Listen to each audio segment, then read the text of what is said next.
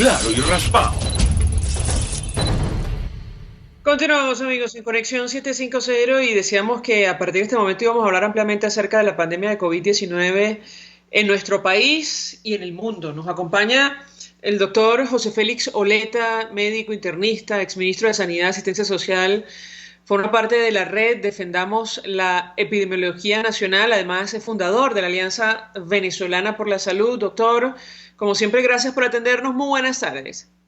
Muy buenas tardes, María Alejandra. Gracias por la oportunidad de conversar con ustedes.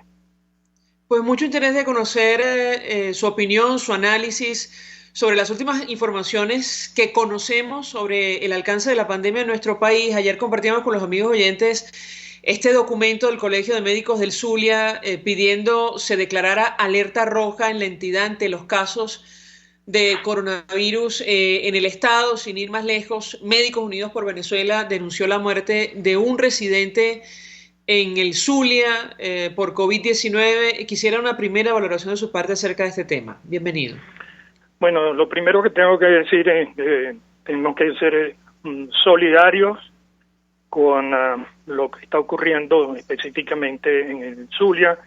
Tenemos que ser solidarios con los pacientes, con sus familiares y con los profesionales de la salud que están haciendo un esfuerzo gigantesco allá y que no son debidamente protegidos por el gobierno nacional en el ejercicio de sus funciones. Por lo tanto, están expuestos a situaciones de riesgo. Mire, hemos hecho un análisis muy cuidadoso del comportamiento de la epidemia en el último mes. Desde el 25 de mayo hasta el 25 de junio, la epidemia en Venezuela se multiplicó 2,6 veces en términos del número de pacientes oficialmente reconocidos. Mientras que cuando uno desagrega las cifras y ubica los datos de Zulia, también con datos estrictamente oficiales, el aumento no es de 2,6 veces, es de 30 veces. Las cifras pasaron de 22 casos el día 25 de mayo a 674 casos el día de ayer. Eso representa, como le digo, un incremento de 30 veces el número de casos. Y en consecuencia es el estado en donde la epidemia tiene una evolución, una dinámica mucho más acentuada, más rápida y más intensa. En términos porcentuales, el número de casos en Zulia pasó de 1,9% a 14,7% el día de ayer. Entonces, tenemos muchas preocupaciones porque ese personal no está protegido, puede ser perfectamente víctima de enfermedades ocupacionales, en este caso la transmisión del coronavirus en sus ambientes de trabajo. Debo señalar además que el estado Zulia tiene el 33% de los casos mortales de coronavirus en Venezuela, y esto también con datos oficiales. Sabemos que hay un número de casos que no han sido todavía reportados y hay un desfase entre la identificación de los casos y la publicación en esas cifras oficiales, tanto en el número de personas afectadas como el número de personas fallecidas. Debo señalarle que hay otros estados que nos preocupan porque tienen un avance quizás no tan acelerado como el estado Zulia, pero que sí también muestran una velocidad de desarrollo más rápida que el resto del país. Uno de ellos es el estado Trujillo y otro es el estado Barinas, que han aumentado 5 o 6 veces el número de casos en el transcurso del último mes.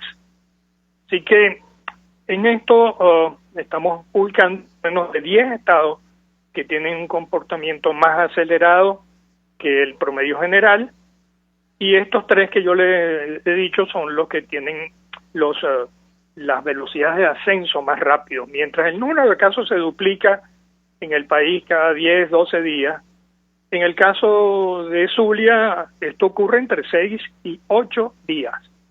Por lo tanto, muchos de los esfuerzos que se tienen que tomar en este momento tienen que ser dirigidos hacia el estado Zulia, que tiene una situación precaria en servicios públicos, tanto de dotación de agua, de electricidad, de sistemas de comunicación, de transporte, en fin, se dan toda una serie de circunstancias agravantes y la posibilidad del desarrollo de una epidemia todavía muchísimo más intensa en las próximas semanas. Doctor, varias inquietudes. Seguramente ha escuchado usted la versión del equipo que acompaña a Nicolás Maduro advirtiendo que supuestamente en Zulia hay una cepa más agresiva de coronavirus que en el resto de nuestro país, sin mostrar ningún tipo de prueba científica para soportar la afirmación. Yo le pedí un comentario porque hablando con periodistas en la región, dirigentes políticos, nos contaban que en el Zulia, como en otras regiones de Venezuela, bueno, la crisis es francamente dura y tiene un impacto evidentemente social sobre la población que la coloca en una situación especialmente vulnerable para hacer frente a esta pandemia. Yo le pedí un comentario de su parte al respecto. Muy bien, mire, esas declaraciones de voceros oficiales no tienen ningún fundamento científico, no están basadas en ninguna investigación científica y por lo tanto forman parte simplemente unas declaraciones de orden político para desviar la atención de otros factores que sí son importantes, que son los factores sociales, la crisis de los servicios de salud, incluyendo la pobreza y la pobre capacidad del sistema de salud para dar las atenciones apropiadas, la identificación precoz de casos, la investigación exhaustiva de vigilancia epidemiológica y la búsqueda activa de casos, y por supuesto el empobrecimiento y las condiciones nutricionales de la población. Muchos de estos factores están presentes en el caso de Zulia, como están presentes en otros estados del país, que también pueden ser afectados en la misma dimensión. Además, porque no podemos atribuirle la causa a una cepa variante del virus, porque eso es simplemente charlatanería. Los determinantes de esta epidemia muchas veces están en el área de determinantes sociales y políticos y obviamente determinantes económicos que hacen a la población mucho más vulnerable que en otros países. En consecuencia, imagínese usted, países que han tenido que afrontar esta pandemia y que tienen enorme cantidad de recursos, equipos y preparativos y camas de cuidados intensivos, y con todo y eso tienen porcentajes muy altos de mortalidad y de afectación de las personas. Ahora, imagínese usted la preocupación expresada por la Organización Mundial de la Salud y la OPS en relación a nuestro país, que es uno de los países que presenta la menor capacidad de respuesta en el continente americano para poder atender una circunstancia como esta. Ahora que menciona la Organización Mundial de la Salud, compartíamos con los amigos oyentes la advertencia del subdirector general de la OMS para Iniciativas Estratégicas, Ranieri Guerra, a propósito de lo que puede ocurrir en los próximos meses. Él cuestionaba a un grupo de médicos italianos que aseguraron que el virus se está debilitando y anticipaba que probablemente podría retornar este nuevo coronavirus ferozmente, lo cito, en septiembre y octubre. Quisiera su comentario comparando la situación con lo que ya pasó en su momento con la gripe española. Doctor, ¿qué puede decirnos? Sí, muchas veces se hacen proyecciones, se hacen analogías con el comportamiento de otras pandemias y quiero decirle que es simplemente especulación, no hay un patrón que uno pueda adelantar con toda certeza. Los 190 países afectados, probablemente hay grupos de países con un comportamiento más lento, que han tomado medidas quizás más exhaustivas, que han reducido el número de contagios, que han podido identificar el número de personas afectadas, pero no podemos hacer una precisión de unos escenarios que se pueden igualar, por ejemplo, el comportamiento de los países europeos con el comportamiento de los países latinoamericanos, y aún en los países latinoamericanos es dificilísimo hacer esa epidemiología comparada. Lo que sí les puedo decir es que ese comportamiento debe ser peor en aquellos países menos preparados. He insistido muchísimo en las entrevistas que me han hecho la necesidad de que demos la respuesta primero para poder proteger al personal de salud de una manera adecuada. En segundo lugar, educar a la población en estas medidas, que son medidas de mitigación, medidas necesarias, aunque no son suficientes, pero hay que insistir en la parte de educación, en los programas de distanciamiento físico, de las medidas de protección personal, de barrera, y imagínese usted el tema de lavarse las manos. Aquí las dificultades son enormes para que las personas puedan mantener sus manos limpias cuando no consiguen agua, y la poca agua que consiguen es simplemente limitada a las necesidades básicas de un hogar.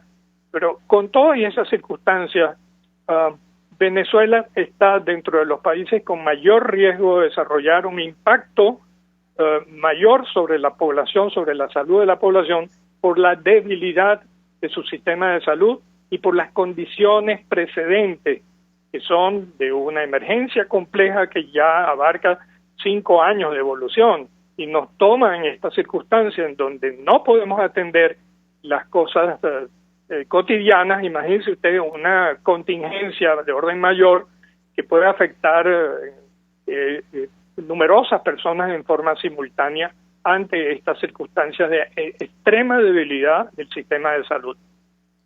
Sobre este tema, el Colegio de Médicos del Zulia, doctor, advertía sobre el deterioro de los ambulatorios rurales y urbanos y sobre el insuficiente número de camas operativas en las unidades de cuidado intensivo de hospitales centinelas y satélites como el Hospital Universitario de Maracaibo. Yo quisiera su opinión, análisis, porque de esto hemos hablado en varias oportunidades, sobre todo cuando se nos dijo que había suficientes camas e insumos inicialmente para hacer frente a esta situación. Lo escuchamos. Mire, también hemos trabajado con algunos escenarios. Voy a poner el caso para demostrar nuestra fragilidad. Si nosotros asumimos que el número de camas puede estar sumando las camas del sector oficial, más camas del área de clínicas privadas, coloquemos unas 720 camas de cuidados intensivos, y no sabemos exactamente si todas están servidas con ventiladores mecánicos. Pero si este es el número de camas disponibles, imagínese usted en un escenario menor en la fase aguda de la curva que represente unos 1.000 casos al día. El 5% va a requerir hospitalización en cuidados intensivos. Eso representa 50 camas ocupadas por día. Significa en una semana tendríamos ocupadas todas las camas de cuidados intensivos disponibles en Venezuela. Y debemos tomar en cuenta que la ocupación de estas camas en promedio es de 14 días por cada paciente. Así que tendríamos en un par de semanas, en la fase aguda de la onda de expansión, colapsado el sistema de cuidados intensivos del país y sin posibilidad de hospitalizar pacientes en cuidados intensivos. De ahí la importancia de nosotros acelerar todos los procedimientos necesarios para adquirir los equipos necesarios de soporte vital para los pacientes críticos y para poder atender a estas personas todos los equipos de protección del personal de salud. Y yo insistiría mucho sobre esto, y son 2 elementos que fueron conversados en esa reunión extraordinaria que hubo entre el Ministerio de Salud, de la Organización Panamericana de la Salud y el representante del presidente encargado Guaidó. Eso fue hace 3 semanas. Escasamente nos están diciendo que uno de esos criterios, que es el dotar de equipos de tecnología avanzada para poder hacer el diagnóstico de certeza de los casos, todavía está en discusión. Por lo tanto, no hemos superado en ese periodo de 3 a 4 semanas que llevamos ya, ni siquiera el primero de esos acuerdos. Y entendemos que hay una gran dificultad para conseguir tanto los medicamentos como los equipos, como los ventiladores mecánicos, en un momento en donde 190 países están solicitando, están haciendo compras de medicamentos y compras de equipo. En dos palabras, todos estos preparativos van mucho más lentos que la velocidad, la dinámica de avance de la epidemia en nuestro país. Finalmente, doctor, ¿por qué cree usted o a qué atribuye usted esta situación, la imposibilidad de poner en marcha un acuerdo que se firmó a principios del mes de junio? Bueno, es precisamente por eso. No creo que tengan mala voluntad. Creo que tiene que haber una buena voluntad entre todas las partes. Pero obviamente hay aspectos operativos que hacen muy difícil la adquisición de esos equipos. Yo hubiera esperado que el gobierno aceptara rápidamente la multiplicación de centros autorizados para la realización de las pruebas de PCR en tiempo real para que estas estuvieran ubicadas en diversos sitios del país, en Oriente, en Occidente, en Zulia, en fin, en todos los sitios para agilizar el diagnóstico, pero esto no se ha cumplido todavía. Y lo digo porque se generan expectativas ante la población que a veces no se cumplen y uno tiene que reclamar que estas cosas se cumplan, no solamente una expresión de buena voluntad, hay que exigir que estas cosas también se lleven a cabo y en los lapsos más rápidos posibles para poder atender esta situación. ¿Es posible proyectar el momento más duro de la pandemia para nuestro país, doctor, con la información que se conoce? No lo podemos hacer todavía, pero sí se están cumpliendo las predicciones de la Academia Nacional de Ciencias Físicas, Matemáticas y Naturales, que nos decían que iba a haber un incremento de los casos a partir del mes de junio. Ese comportamiento de la curva todavía no lo podemos precisar, pero en las 2 últimas semanas, María Alejandra, hay un incremento de 50% de casos cada semana. De modo pues que estamos probablemente en ese proceso de ascenso de la fase de expansión, aunque esta no se está produciendo en una forma simultánea en todas las áreas del país, que era lo esperable. Se está produciendo probablemente de los 24 áreas o 24 regiones, tenemos 10 de ellas están más afectadas. Ya le dije de Zulia, de Trujillo, de Barinas, pero tenemos en el área central del país en alto riesgo lo que es Miranda, Distrito Capital, La Guaira, Aragua, y también estamos viendo el desarrollo en Bolívar, Sucre y probablemente Monagas, ¿no? Porque son las áreas de crecimiento mayor. También hay transmisión comunitaria en Táchira y en Apure, que ya eran conocidos, pues, lo que son estados fronterizos que han recibido un número muy importante de venezolanos que retornaron por vía terrestre y que son víctimas de la enfermedad también, y que es perfectamente posible que contagien a sus familiares, a las personas cercanas. Son víctimas de sus circunstancias. Yo quiero enfatizar esto. Rechazo por inadecuado el lenguaje de los voceros oficiales que tratan de culpabilizar a estas personas que son víctimas de sus circunstancias, de pobreza, de desplazamiento, de ausencia de una vivienda y ahora víctimas de la enfermedad. Una intención absolutamente malsana de transformarlos en victimarios y con el riesgo de que la población los estigmatice y los excluya. A mí me parece que esto no puede ser y yo rechazo totalmente esa forma de expresarse de todos los venezolanos. Si hay un principio fundamental en estas pandemias es ser muy cuidadoso, muy prudente, pero también ser muy juicioso a la hora de establecer juicios de culpabilidad a las personas, ¿no? Esa no es la conducta apropiada y es un riesgo muy elevado para nuestros compatriotas que regresan bajo condiciones extraordinarias, que sean excluidos y estigmatizados por el resto de las personas. Doctor José Félix Soleta, 1.000.000 de gracias por atendernos. Vamos a la pausa. Al regreso venimos con más.